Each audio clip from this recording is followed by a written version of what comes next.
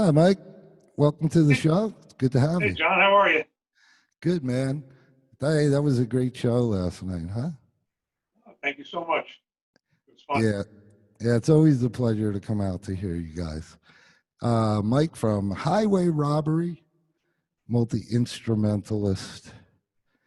So, yeah, so what made you start playing guitar and being a musician? Well, I started when I was 6, so it's a long time ago.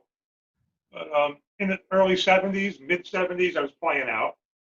And then I kind of stopped maybe around 1980. I took a rest for about 17 years. And I actually, probably doesn't even know this, but Carl Cochran got me back into playing Really? because I went to see Far Cry and he kept prompting me to come up and play with him. So one day I finally did. He says, "You got to start a band, man. You got to get out there." And Kevin was there with me at the time, and we started Johnny's band, is what it was, and it was me, Kevin, and Ronnie Lako, and we did that for a few years. And then when Ronnie left, Carl noticed that we weren't playing anymore. He goes, "How come you're not playing?" I said, "Well, Ronnie left, and he goes, "Why didn't you ask me? I'd play with you." So he joined Johnny's band, and we went on probably another year, and then. I don't know, that kind of busted up, and Kevin went his way, and Carl, was busy with Far Cry. He was very busy. What And made you what made you give it up for a while? um, my first wife actually wasn't fond of me going out and playing. I Oh, was okay. raising a family. I had 2 kids. Okay. All right.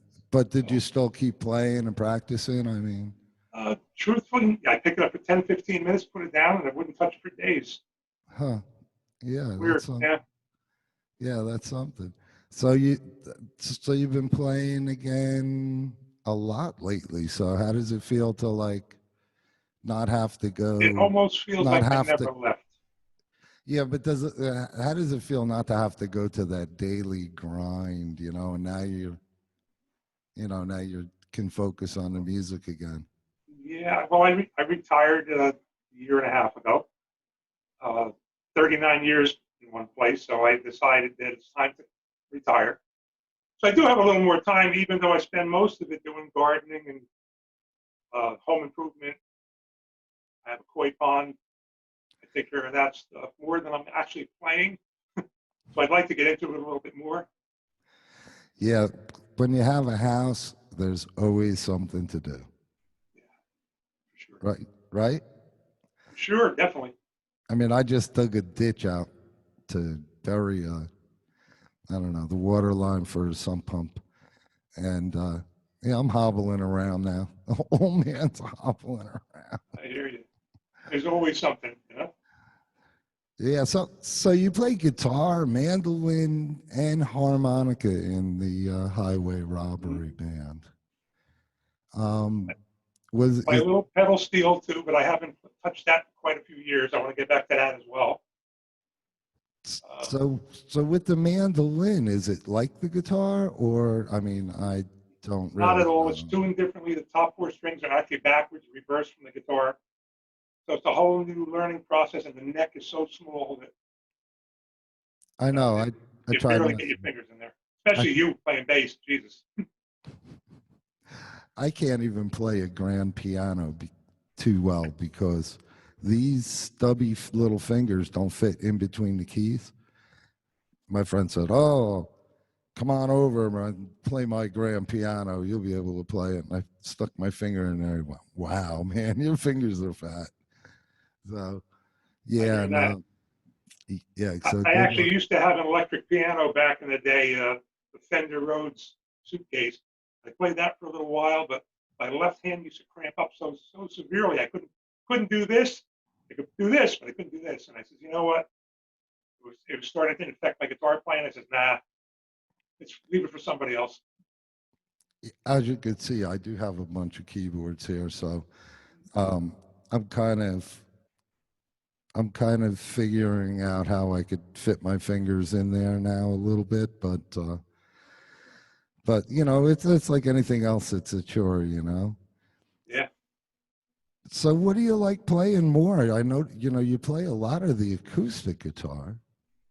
I mean, I that's. I do. mean, I I kind was of. never an acoustic player. Once I got my first Taylor, I kind of leaned towards that. I started doing a lot more of that, and I figured there'd be less equipment to carry around if I did get into a band, you know. But I have an arsenal of electric and acoustic instruments. So. What kind of electric guitars do you have? Because I've only seen you play the acoustic, Uh, and the acoustic that's a Taylor, right? Funny If I you should ask. remember so, right? This was always my go-to. Gibson ES335. Wow, that looks exactly like mine. No kidding. Yeah, But that was mine's. my guitar of choice back in the day. Uh, I call that the Larry Carlton guitar. my oldest guitar would be this 59 Melody Maker, Gibson Melody Maker. Wow, It was a prototype for the Les Paul. that's got one pickup in it. Correct. And what is it? Is it like a P90 or do you know even know what it is? I have no idea. To be honest with you, I have no idea. That looks like a pretty easy access It, guitar with the double cutaways like it's that. Like good for the slide for sure. You know. Let me see. Hang on. If I want to go the country route, there you go. that's the B bender Oh, right. that So bends the B that string. just bends the B string, right? Yep, just with the strap button. And can you explain what that B bender thing kind of does? Yeah, when you wear it, um, if you push down on the neck, it stretches that B string, give you a pedal steel effect. Oh. Yeah, interesting. And how much does it I stretch it? never Does it? really got the hang of it, to be honest with you. I have, I know limited licks with it, but it's a fun guitar. It's still a Telecaster regardless. You don't have to use it as a B bender. Yeah. Well, you got a lot of nice guitars there. I know that Taylor that you have. That thing The sounded good. Taylor is my go-to. That's at 814. I have Dobros, Oh, nice play a little bit of that. resonator. That's acoustic. Play a little bit of that. You can, Yeah, but it's yeah. strings need to be changed really bad. I don't even want to touch Oh, that there you one. go. There you go. I have a couple of crazy things that I just acquired because they're novelties. Oil Oh, can guitar. pick that up just a little bit so we could see Yeah, the body. it's a moonshine guitar made Okay. by Bohemian from And Marietta, Georgia. Guy makes them. They're actually pretty good. I bought and it more of a novelty to put on the wall, you know, but they actually sound pretty good. that's a neck. What's the body made out of on that thing? It's a hollow can. Oh, it's a can. It's a can. You can actually take the gas can top off, change the sound of it, making Oh, it, wow. giving it like a port. That's pretty Interesting. interesting. And then my newest one was my electric shovel, Oh my goodness. which is crazy. You have to play with the slide. It's a 3 string. Oh Uh, man, you got to play out with that thing, I man. want to. I really want to incorporate it in our stuff. I Guy by the name of Justin Johnson makes them out of Nashville. oh, If you Google him, you'll see he's amazing on it. and that was a what? A shovel? It's a shovel. It is an actual shovel. Actual shovel. Yeah, it's quite the instrument. I mean, these Amazing. guys are so inventive nowadays with Yeah. instruments, you know. I mean, look at all these basses that they have. You know, it started out the bass was 4 string, just like the upright, and then went to 5 string, and then 6 string, and then 7 string, and now they got all these wacky custom instruments. Like Yeah. Pat Metheny has this guitar. It has something I don't even know how many strings, but probably like 40 strings on it. Wow. and it Yeah, has Alan Woody had one too with like 19 or 21 strings or something. yeah, it has big bass drone strings, Yeah. and then it's an acoustic guitar, and then it's like a harp that you can tune to certain pitches. Wouldn't Yeah, even know where to start. yeah, I know. I look at that thing and I just go, "What is that?" You know, what the heck is that? So Funny. what started you playing guitar? What band did you hear? Did you hear a band, or did you Uh, hear like were you listening to the radio, or you you know, just I want to say the blues, and then when the Beatles came into playing, obviously that was a big influence. When I was younger, I was maybe, oh geez, 7 or 8. I was only playing a couple of years, and I took a trip down to Atlantic City with my parents before the casinos were there. We went to see the Ice Capades, and on the way down, the car breaks down. His bus pulls up, oh no. full of black guys. You know, back in that was like God,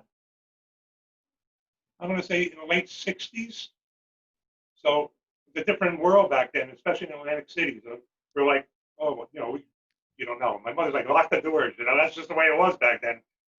And Yeah, the guy came horse. over. He introduced himself. He says, my name is Cato Walker. Can I look at your car? I'm a mechanic. And up under the hood, we got out. We walked around this bus. And there was all musical instruments sticking out of it. And my mother goes, you guys playing a band or something? And he goes, yeah. He goes, Mom. She goes, my son plays. I've only been playing 2 years, 3 years, whatever. And he goes, did you ever hear of B.B. King? I said, oh, yeah, of course I did. He goes, I want to show you something. He brings me into the bus. B.B. King's in the back of the bus with Lucille. Oh no, that's Yeah, I actually got the whole Lucille. He gave me a guitar pick with his name on it, the whole bit. It was pretty moving. yeah. He seemed like he was very open to young people, Yeah. And he and always said, you show this card. He gave me a business card. He said, you show this at any show and we'll get you in for free. I never wow, took advantage of it, but just a sincere, really super nice guy. yeah, that's what they say. You know, they say if you're going to listen to the blues, you got to listen to the three kings. You know, B.B. Albert and who's the other one? So they were a big influence as well, and especially after that moment, made me want to listen to more of that. It's huge. Yeah, my first guy was Roy Clark from the Oh yeah, TV. sure, From the TV shows because my parents like to absolutely, yeah. watch. Yeah, they like to watch the variety shows. He So, could play anything. and then when the Beatles came on, that was it. That was it for me. I was like, okay, Yeah, screaming women. This is what I want to do. That sounds good. definitely. So you guys do a lot of Beatles and the highway We do. robbery, Um, that's probably Rich's doing. As much as I love the Beatles, he's actually a bigger Beatle fan than I am. And we all three of us are. So it right? And Rich pretty much comes naturally. and Rich is the second guitar player, Correct. or I would say your partner guitar player. You guys are flanking Kevin Hasselbrink, who I did a podcast with. Right. I think it was number 2 or 3. I think number 3, something like that. But yeah, Me and man. Rich go back a long time. We were in a band back in the early '70s, mid '70s, and over the years we lost track of each other because he went one way musically, I went the other way musically. We got married, we got divorced, the Hmm. whole bit. And I didn't see him for close to 40 years. Wow. And he was living down a Forked River. Had no idea where he was back then. I mean, we only had our mother's phone numbers. With no way to contact these people. So he used to go for lunch on Fridays over at the Shannon Rose when he was here. And my daughter was a bartender there. And she used to say, this guy comes in, we always talk music. He's such a nice guy. And for like 2 years, didn't know it was him. So Wow. she goes to him, what are you doing this weekend? You got any good plans? And he goes, I'm going to see the Who in Atlantic City. And she goes, I love the Who. And he goes, you're young. What do you know about the Who? Oh, my father's a guitar player. He played for years, you know. Where are you from? He goes, Seawarren. Oh, my best friend lived in Seawarren. Who's your father? Maybe I know him. When she told him, his jaw dropped, and hers did. I've been looking for this guy for like 35 years or so, you know. Mhm. And we got together, and we didn't expect to play again. And he came down. I busted out a couple of guitars. We started playing it. It was like nothing left. So I said, maybe we should do this. And I bought the Bose system, you know. And I ran into Kevin in Atlantic City, and I said to him, I got this thing going with this guy. You should come down and just check us out. See, can we actually go out and play? He goes, yeah, I'll sing with you. Once they heard us, we took off from there. There you go. And the beginning, that was the beginning of the highway robbery. Yeah, for sure. And Yeah. Highway Robbery was Highland and Arway. We took the two names, merged it for Highway. We stole Kevin, so that's where the robbery comes in. There you go. Yeah. That's pretty cool. That's pretty Story. cool. Well, you know, I love the Beatles, so I appreciate when you guys do the Beatles. And you should bring your bass and sit in with us too. Oh yeah, yeah. I should do that sometime. Actually learn a couple of your songs so that I know them when I come in. You know, be prepared. Yeah. But yeah, the harmonies really, really. I mean, that's what I hear people in the audience always commenting on. Wow, these guys sing good together. You know, And Rich and I were never harmonies. singers. You know, Kevin's a great singer. He always was. And just from doing it, our voices got so much stronger. Yep. And we have a good ear for it, apparently, because it almost comes naturally. We don't even have to work on it too much. Yeah. Well, it sounds good. Like I said, that's what, a lot of people, they comment on that. Appreciate that. For sure. So what do you play the most? Acoustic guitar, would you say? Acoustic guitar now since you got back into it? Yeah, absolutely. Because you're gigging playing acoustic guitar. So what do you guys got coming up? Truthfully, we don't have any gigs at the moment. Everything's moving inside now. We were playing outside, which is really nice, weather permitting. You know, you have gigs that cancel because of rain and stuff like that, but we've been pretty fortunate. We lost a couple with the whole COVID thing. We probably had to give up about 6 gigs. But we're a new band relatively, so yeah, we're taking it in stride. I mean, at least they're starting to open up a little bit. So It just feels good to get out again, see familiar faces. And I like it. I like the outside thing. I do too. I think these places should have done this a long time ago. I know. I think they should keep it. I mean, as long as weather permitting, when it's not raining or snowing or ice or something. It gets more people out of the house. You want to be outside. Yeah.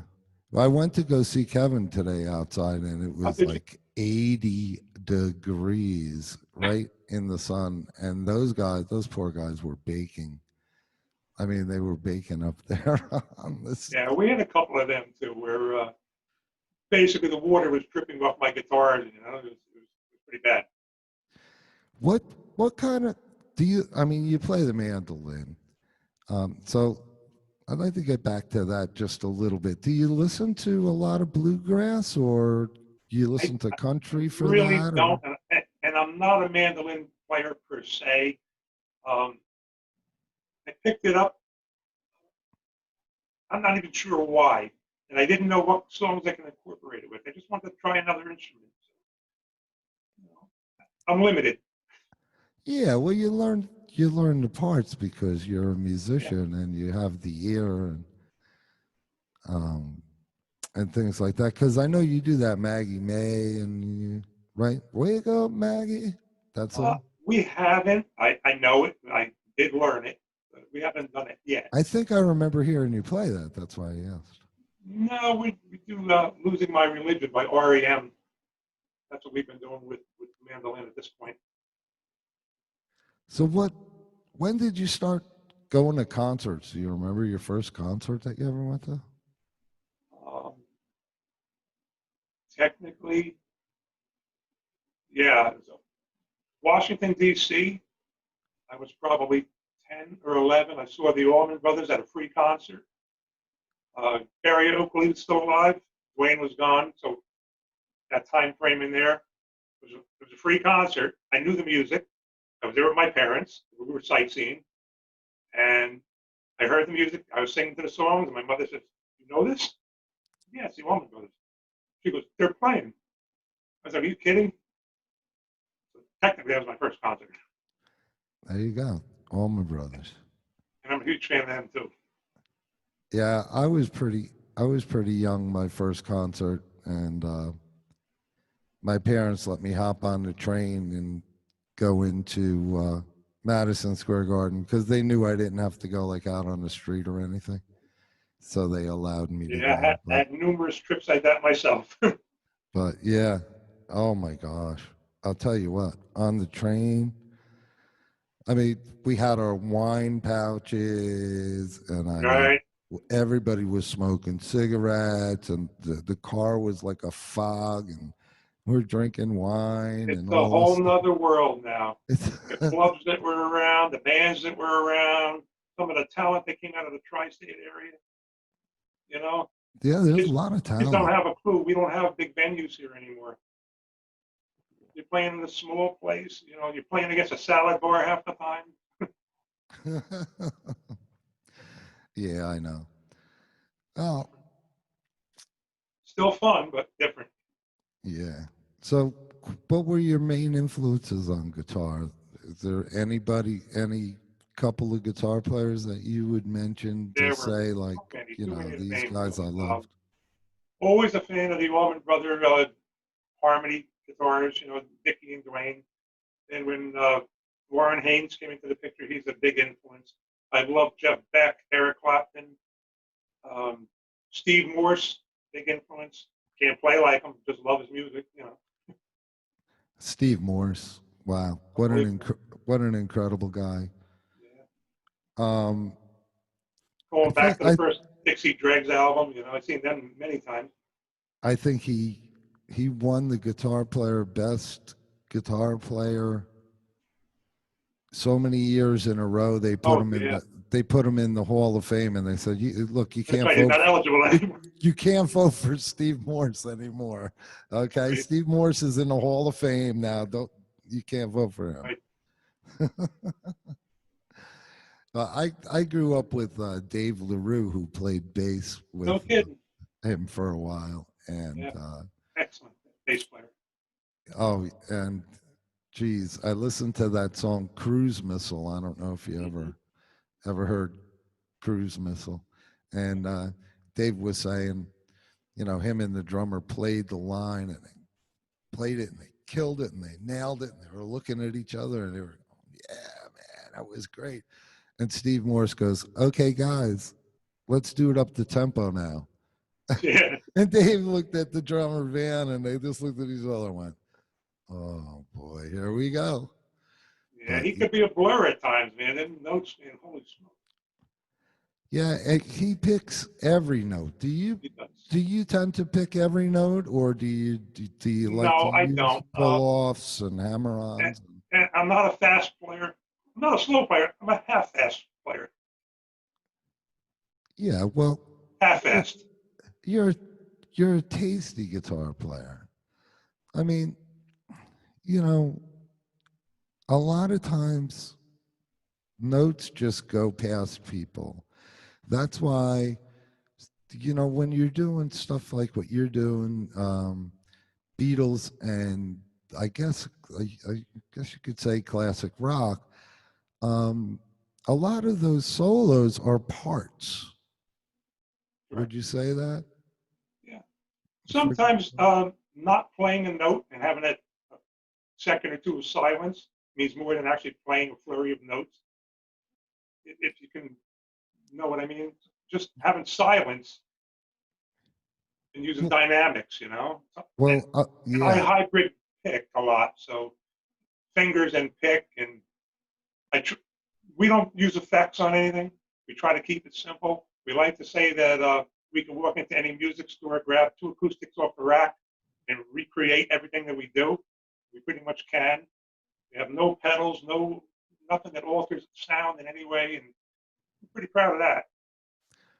So that's basically what you were doing on what you're doing on stage with the guitars. No effects on the acoustic guitars at A all, right? little bit of reverb, slight Uh-huh. delay Right. on the whole mix. Period. Oh yeah, yeah. Just make it sound really a little fuller or whatever. Yeah. But I tell you, it sounded really good. That Bose system sounded good outside there. It's tough Appreciate outside that. because the sound just goes and it just goes, it just goes away. So what's on the horizon? What do you think's going on with with the music scene? It's crazy Well, because there's so many people that want to work and so many bands that want to work, and there's not that many places, you know, that are open. I guess. I mean, it's what do true. you And think? like, I guess we're sitting in a good place because it was primarily electric for everybody else before. They didn't really want acoustic bands because they thought we were going to be very mellow and not have any drive behind us so that we wouldn't get the gigs. So we pretty much had to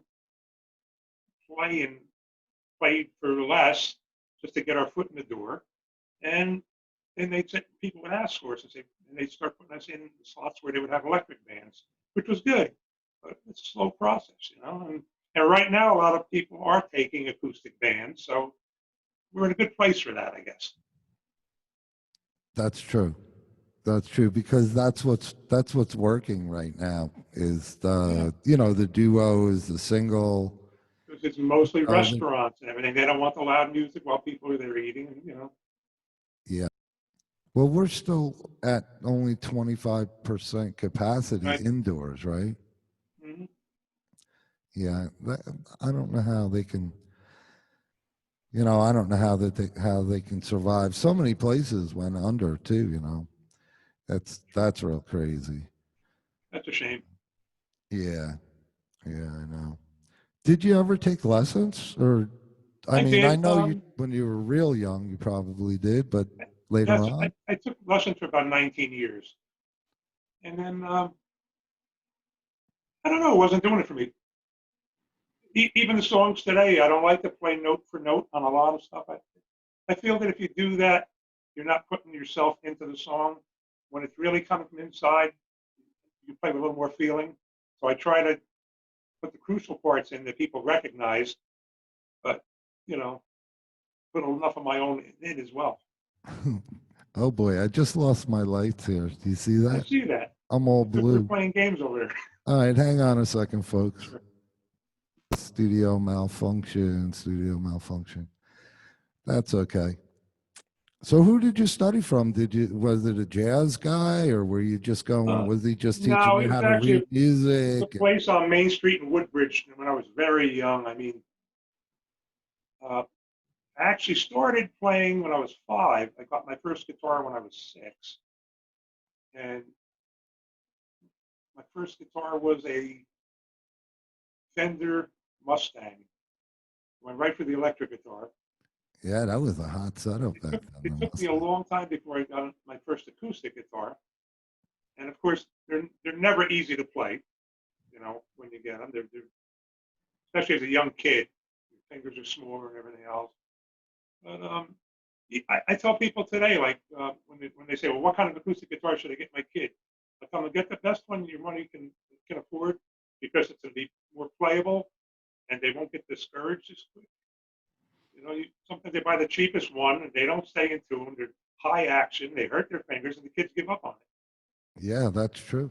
You got to take some of that into consideration sometimes. Yeah, because you tend to say, "Oh, well, he's just a beginner, so we'll get him like the cheapest one." But yeah, And not that the best guitars makes you a better player, but it gives you an incentive. Oh yeah, no, it's a lot easier to play a guitar that's set up properly than one that isn't. I mean, um, one of my friends was a guitar tech, and he went into Manhattan to 55, bar 55, I believe it was, to see Mike Stern. Anyway, so he went to go see Mike Stern, and on the break he goes up there and he's looking at the guitar, and the strings are like all over the place. Like the guitar was set up horrible. So he goes over to him and he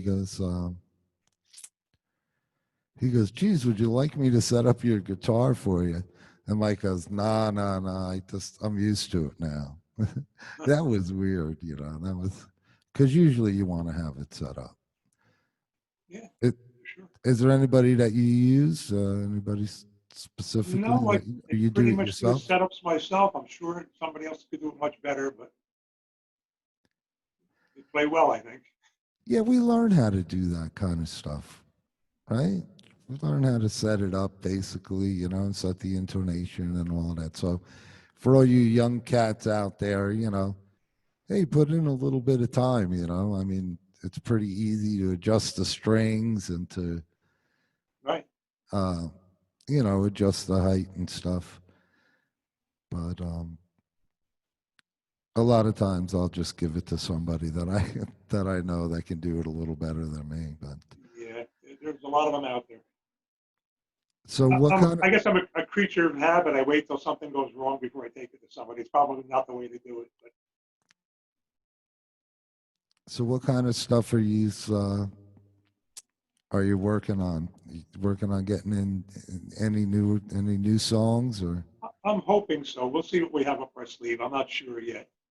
Yeah, I know it's tough. It's tough to it's tough to Sometimes get. we hear a song on the radio where there's just kicks that says, you know what, this would sound good with three-part harmony. Let's try it. So Yeah, I think we can pull this off. And we do some songs that you wouldn't expect acoustic. So, you know, yeah. I love when you do the Bowie, the David do you? Bowie. Is that a Space Oddity? Is that what it's Yeah, do that. called? Yeah, Yeah, that's the one that ground yeah, control to me. yeah. Rich brought that into the band for sure. That's a tough one to do. You guys do that well. You guys do that well. Especially, you know, because it's got that crazy, that one section. I don't know. I guess it goes up chromatically or something. I'm Yeah, not there's a really lot sure. going on. I'm sorry? There is a lot going on in that song for sure. Yeah, yeah. It's one of the favorites. A lot of people like it. So do you ever go to any jam sessions and just jam and play some blues and bring your electric It's guitar or been no? quite a while. It's been quite a while. I enjoy that, but it's been a while. Yeah, I started going out recently to a few just before this whole pandemic thing hit.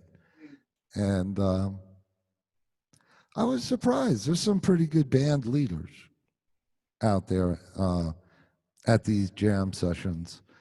I mean, you know, there's a lot of amateurs and there's all of that, but most of these guys that are leading these jams are, you know, very, very good musicians up here in You New know, Jersey. you always learn something, whether they're better than you or worse than you.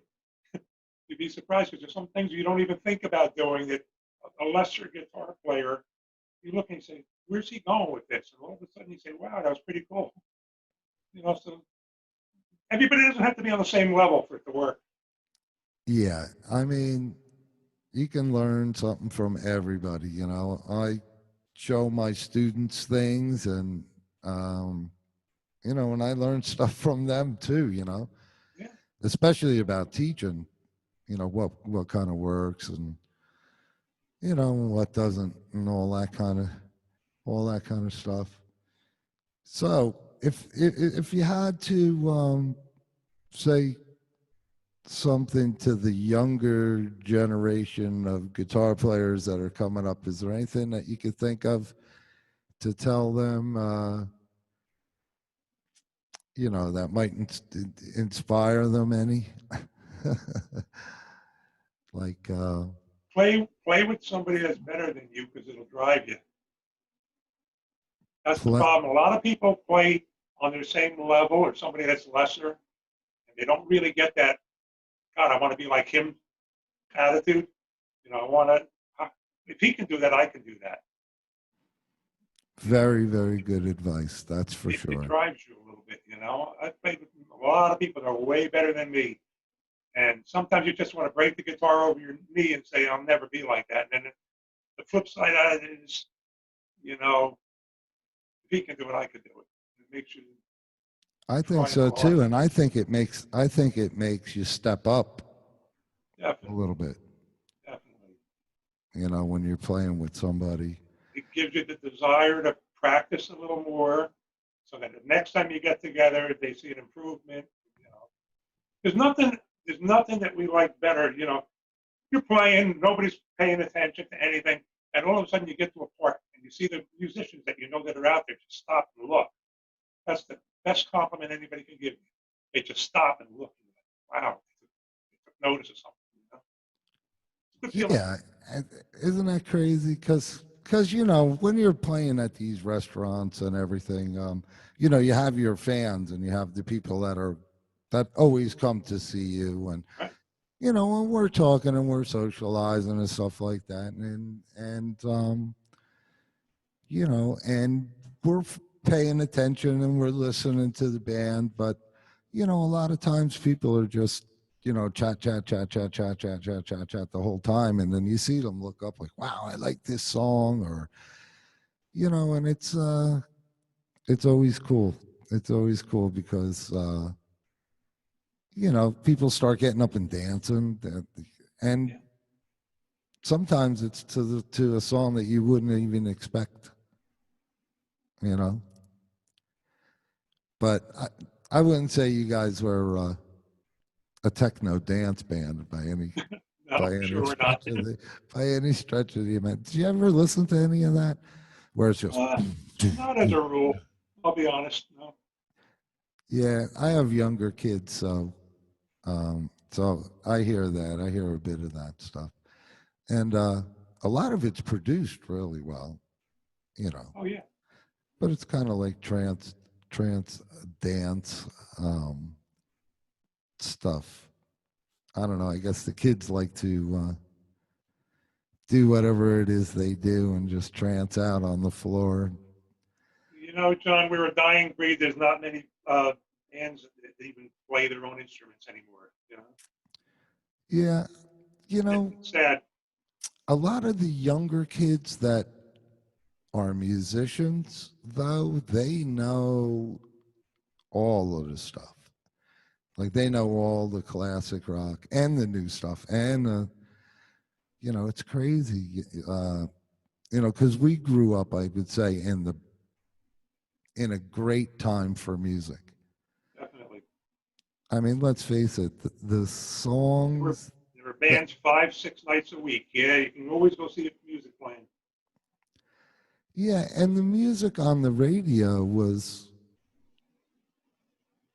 I want to say more complex, and I'll say more complex because these guys would sit down and craft a tune, and they'd take a long time. I mean, you know, a year or more just to do a record. And nowadays, they're pumping out records like, boom, one, two, Very three, true. 1, 2, 3, 1, 2, 3, 1, 2, 3. You know, I listened to some of the top 10 songs, right, on the radio, and most of them were four chords Yeah. that just kept going over and over and over again, the same four chords, and stuff drops out and stuff comes back in, stuff drops out, stuff comes back in. No key changes, very diatonic, just like in one key. I mean, you play a Beatles song, man, you better know how to play some chords. It's true. You know what I mean? You better know how to play some chords. Uh, Simon and Garfunkel, like Bridge Over Troubled Water or something like that. I mean, like, how many freaking chords are in that song? Modulation to different keys, and um, I don't know. I just think Yeah, they're and not. we don't always go for the easiest tunes either. I guess we like a little bit of a challenge. You know, some of the songs that we pull off. I don't want to play all the songs that everybody else is playing. I like to try to find something that people will recognize. It doesn't necessarily have to be obscure, but I don't want to play the same song that you walk in every bar and they're all playing the same music. Yeah. We try to be a little different. Name some of the songs that you think are a little bit different, because I know I've seen you guys. I mean, you're Oh, bar always material? you're always surprising me. Well, like the Bowie song. I mean, God, that's like who does that well as you guys. I mean, if that doesn't turn heads, I don't know what is. I mean, that's just one example. We have two acoustic guitars. We do Moody Blues, Jethro Tull, things that you wouldn't expect to hear. You know, it was the time we did some Black Sabbath stuff. We do it acoustic. You know, Yeah, and just be true to what you're doing. Deep Purple music we've done in the past. You know, Yeah, with like it's not what you expect to big hear from two keyboard acoustic stuff. guitars. Yeah, yeah, and those like Deep Purple, forget about it. That organ, that big organ, and everything. But a good song is a good song, and a very, very brilliant, I'll say, brilliant guitar player that I had the fortune of studying with for quite a while, named Vic Juris. And Vic told me that the problem with a lot of trios, and I guess, he was saying more in a jazz sense, but it definitely in any kind of sense. He says a lot of times the musicians try to do too much to add because they want to add a fuller sound because there's only three of them.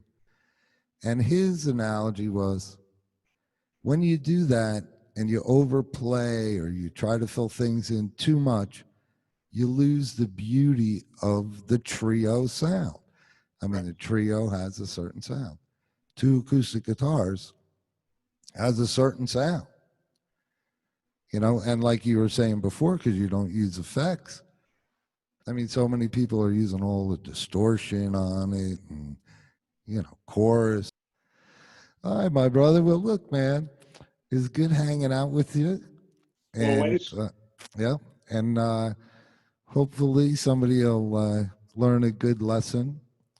And yes, good point that that you brought up. Try to always surround yourself with musicians that lift you up, not musicians that you have to pull up. But you know, everybody started as a beginner, so there's no shame in being a Some beginner. people progress quicker, but they're out there. There's people out there. You can learn from everybody. Yep, that's for sure. Well, look, man, I'm looking forward to coming and hear you guys again soon. So I wish you. Always a pleasure. Please feel free to bring your bass anytime. We love playing with you. I appreciate that. All right, my brother. It's good to see you. All right. See you soon. All right, ciao.